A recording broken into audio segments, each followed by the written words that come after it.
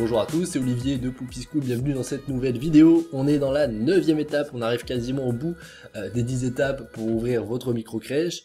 La 9e étape, ça va être simplement de signer les contrats avec les parents et surtout la visite PMI pour l'obtention du Graal, l'agrément d'ouverture de votre micro-crèche.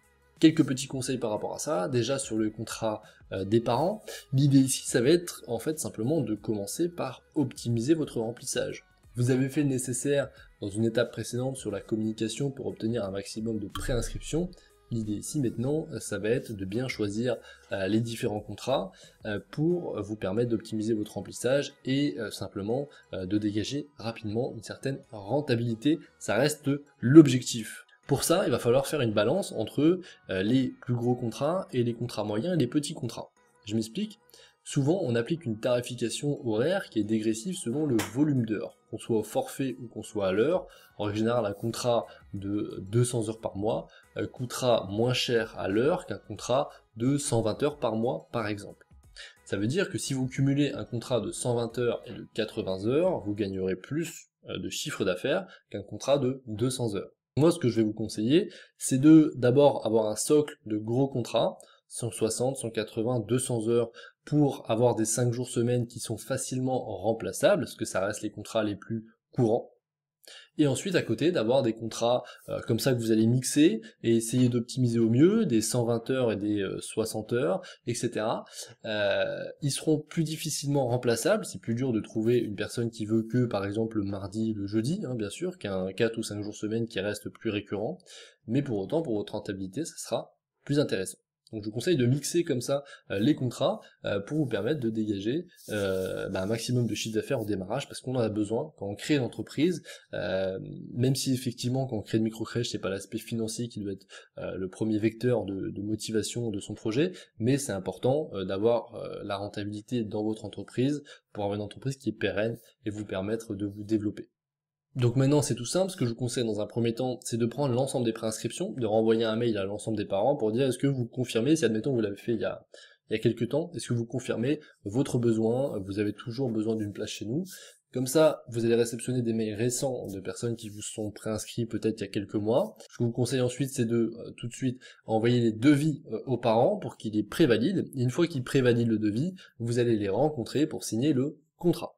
Le contrat est lié au règlement de fonctionnement que vous faites signer en même temps. Ça va expliquer l'ensemble du fonctionnement de votre structure. Il faut faire très attention que ça soit juridiquement valable et viable pour votre entreprise, pour vous protéger. Donc soit vous êtes accompagné, que ce soit par notre service ou par un avocat, mais dans tous les cas, je vous conseille vivement d'être accompagné pour créer un contrat et pas juste de prendre un contrat que vous trouvez sur internet, parce que ce contrat peut vous protéger en cas de souci avec les parents en question. Dans ce contrat qui est lié au règlement de fonctionnement, vous aurez l'ensemble bien sûr des autorisations que les parents signent, soit pour la prise de photos, pour les sorties, enfin voilà, il y a différentes autorisations à faire signer.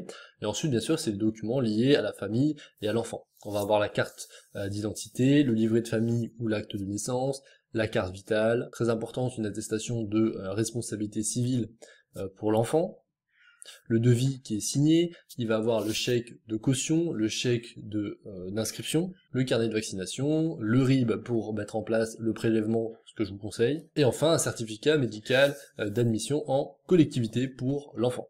Voilà les composantes de votre contrat pour les parents. Vous devez signer les contrats quand vous avez une date précise d'ouverture, et cette date précise va dépendre de la visite PMI, c'est souvent un mois après la visite que on ouvre en règle générale. Ça peut être fait avant, bien sûr, c'est un arrangement que vous voyez avec la PMI. Il faut recevoir bien sûr l'agrément qui vous permet d'ouvrir.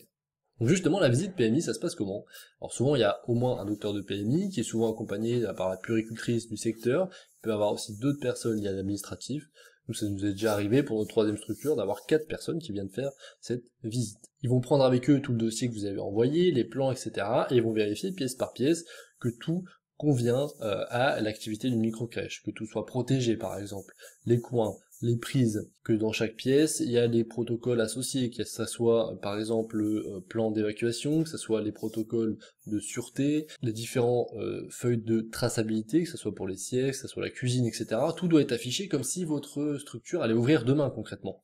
Donc il faut vraiment penser à tout, penser à un maximum de choses, le thermomètre dans le frigo pour vous assurer du suivi de la température. Enfin, voilà, c'est vraiment comme si votre structure allait ouvrir à ce moment-là. Donc il faut penser à tout, et encore une fois, si vous n'avez pas d'expérience dans la petite enfance, et bien justement travaillez ça avec votre référent technique, ou sinon vous voyez simplement pour être accompagné, si vous souhaitez, pour notre cas, avoir plus d'informations, vous avez des liens en description. La visite va durer 1 heure à 1 heure et demie, où vraiment suivre l'ensemble des différentes pièces, voir le dossier des employés, etc., le planning, ils peuvent tout regarder dans l'objectif d'avoir l'agrément d'ouverture. En règle générale, vous avez la réponse orale directement, et ensuite vous recevez par papier votre agrément qui permet de lancer votre activité et d'ouvrir votre microcrèche.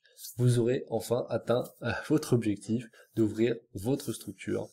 Mais ça, on va en reparler dans la vidéo suivante, qui sera la dernière vidéo des 10 étapes pour ouvrir votre microcrèche.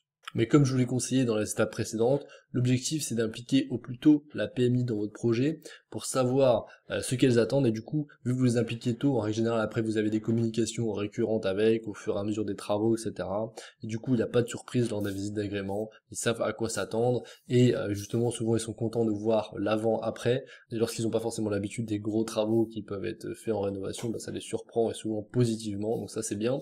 Prévoyez des beaux volumes, de la belle visibilité, de la belle luminosité naturelle, etc. Pour que ça soit bien sûr au mieux pour les enfants. Ils aiment bien également tout ce qui est en rapport au bien-être des employés, donc je vous conseille de le faire depuis le début, mais la PMI va aussi appuyer là-dessus, donc prévoyez une salle de pause dédiée, etc. Tout ça c'est hyper important. Voilà tout pour cette vidéo. Maintenant, si vous souhaitez être accompagné, être aidé dans votre projet qui vous tient à cœur, et ben simplement, vous pouvez prendre un rendez-vous pour un coaching avec moi ou un membre de mon équipe directement dans la description. Alors maintenant, je vous dis à très bientôt dans une prochaine vidéo. Je vous souhaite la réussite de votre projet. À très bientôt. Au revoir.